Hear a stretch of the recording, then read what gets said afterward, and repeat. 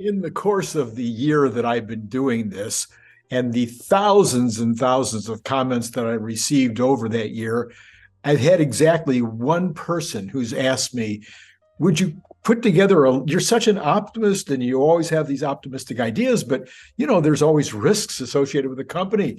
Wouldn't you put together a list of the risks that might be a problem going into the future? Well, I can assure you that I really had to turn off all my natural inclinations to even contemplate such an exercise.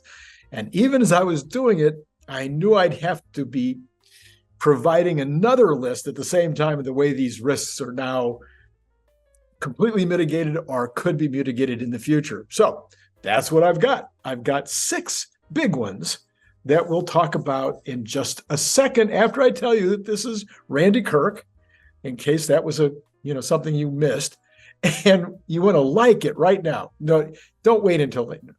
You won't remember. This is the time to do it. Then hit subscribe, hit notify. Later on this afternoon, you'll have your regular Saturday afternoon news show, which is pretty much the only place you're going to get the general news about Tesla, especially if it's financially related. That's what I do here. And then hit notify. Did I say that? And then, of course, you want to buy this while it's still $20. Okay, we're only talking about 3 more days, right? Today's Saturday, Sunday, Monday night, it's over $20. You won't be able to do it anymore. By the way, I'm still selling lots of them for $29.95 on Amazon. So $20 is a heck of a deal during Black Friday, and Small Business Saturday will be the deal tomorrow. And then Cyber Monday will be on Monday. All of them at the same price, $20. Okay. So the information's down below in the description, all the information you need to know as to how to send me the money, etc. It doesn't matter how many you're going to buy. It's $20. All right. The biggest risk to the very best companies is always going to be a catastrophic, outside the control of the business situation. We've had 2 of those in the last 2 decades. We've had the Great Recession, and then, of course, we had COVID. Almost everyone watching this channel can remember a few others, such as the runaway inflation of the late 70s, and then the cure for that under Ronald Reagan in the 80s. So we can remember those. There's also the dot-com bust, and that could have been much worse than it was, but it was pretty significant for a moment. Well, you've got war, you've got pestilence, you've got economic collapse, you've got natural catastrophe.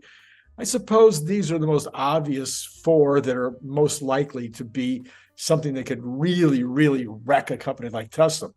Well, my answer to this is kind of like the answer I give to some people that are worried about the government stopping paying Social Security at some point in the future. And my answer to them is, if this happens, something so much worse has already happened that it won't even be a big deal that the Social Security is also stopping. Because just about the last thing the government will stop doing will be paying Social Security. And it wouldn't be because they didn't have enough money, because they could just keep printing it. So that's kind of the same situation here. If there was an economic catastrophe of such immense proportion that Tesla was threatened by it, wow, there'd be all kinds of other issues like your existing job or your existing pension or your house not standing who knows?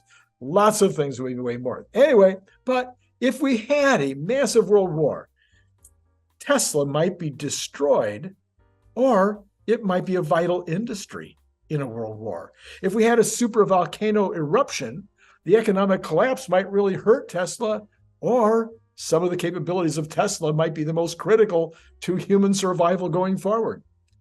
I could go on, but I won't. Let's go on to the next one. Number 2, almost everyone agrees that one of the biggest risks would be if Elon Musk decided he just couldn't do it anymore. I didn't make up this joke. We all joke about the fact maybe he gets recalled to his planet.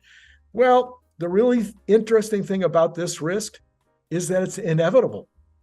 Yeah, it's going to happen. It might happen in 47 years. Charlie Munger's 99 and he's still going strong. Or it could happen before the Cybertruck handover this Thursday. No one knows or can even begin to know except Elon and anyone he confides in as to when and if he decides or is forced to move aside. The best way to mitigate this risk is for Elon and the board to have a clear line of succession. I've been recommending this for a long time. Others have been recommending it. We would like, sometimes these lines of succession are known to the public. Sometimes they're not. Sometimes there's 3 or 4 people vying for the position. In the case of the owner stepping aside, or the owner, the techno king stepping aside. Anyway, but you want to see at least there's top leadership that has the capability, that you feel confident would have the capability to step in if something happened suddenly, or even if there was going to be a long-term transition. You want to have those people that are being elevated right now to positions where they're going to be truly ready to take over at a moment's notice. Of course, the company has a massive pool of talent that would be able to keep the wheels on for, it's kind of a pun, the wheels on, for months or years after any such surprise end to the reign of Elon.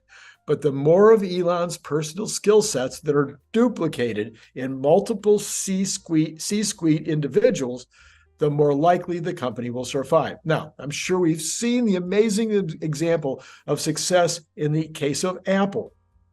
Also, we've seen how it didn't work out so well in IBM's case. On the other hand, Apple's loss of Steve Jobs' unique vision and inventiveness has not been replaced.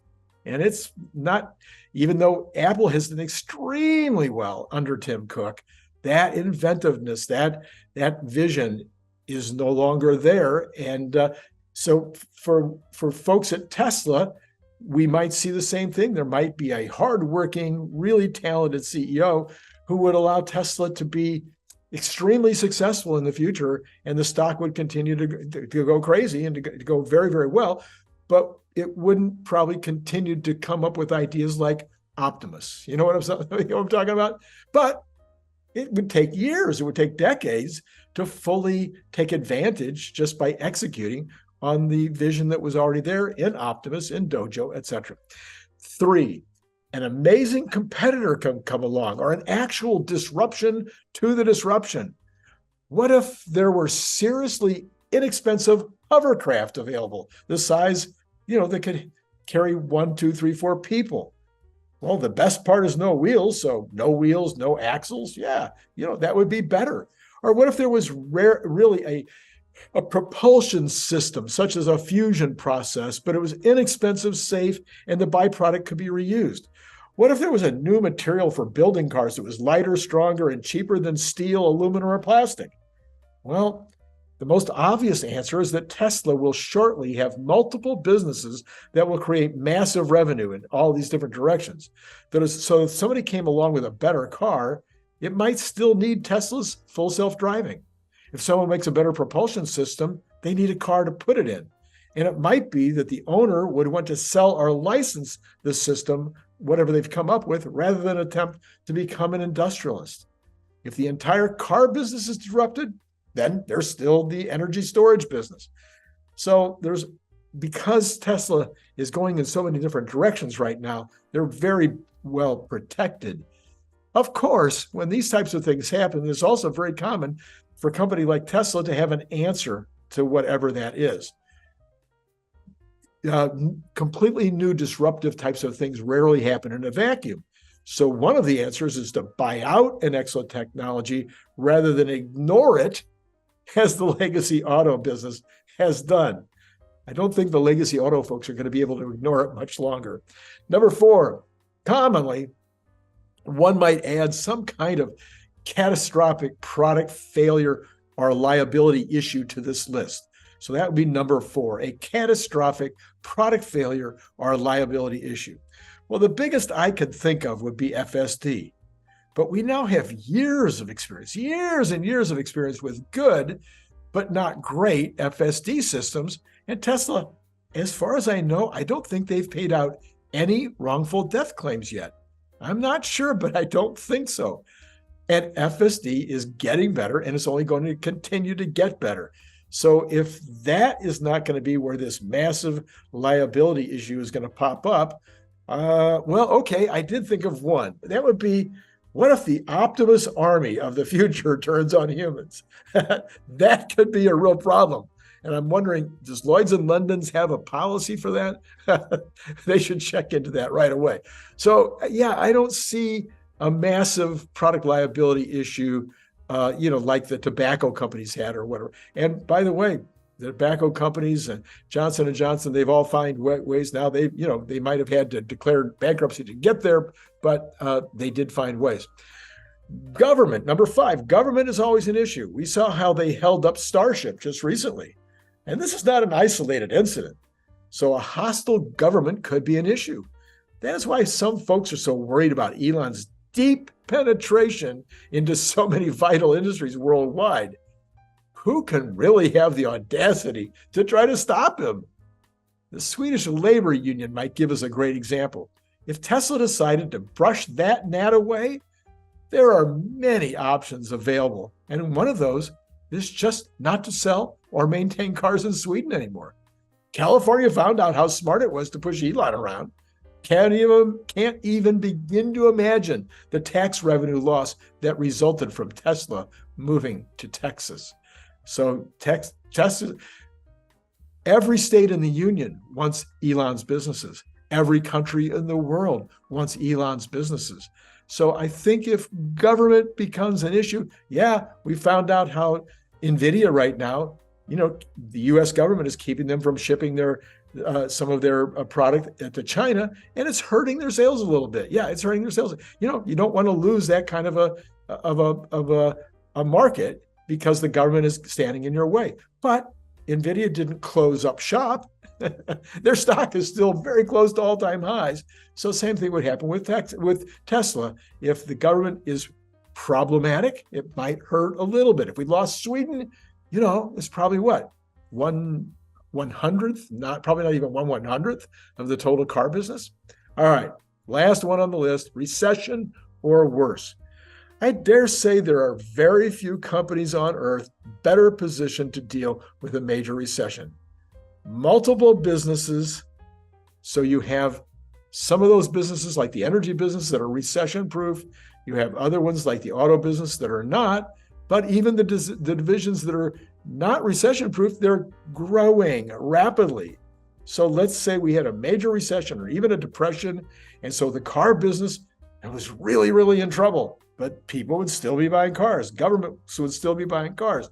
Rental car businesses, fleets, etc., would still be buying cars, but even individuals would still be buying cars. Well, how much is it going to hurt Tesla compared to how much it's going to hurt General Motors or Mercedes or Ford or Volkswagen or Toyota? Those companies aren't growing like this, so their sales are going to go down.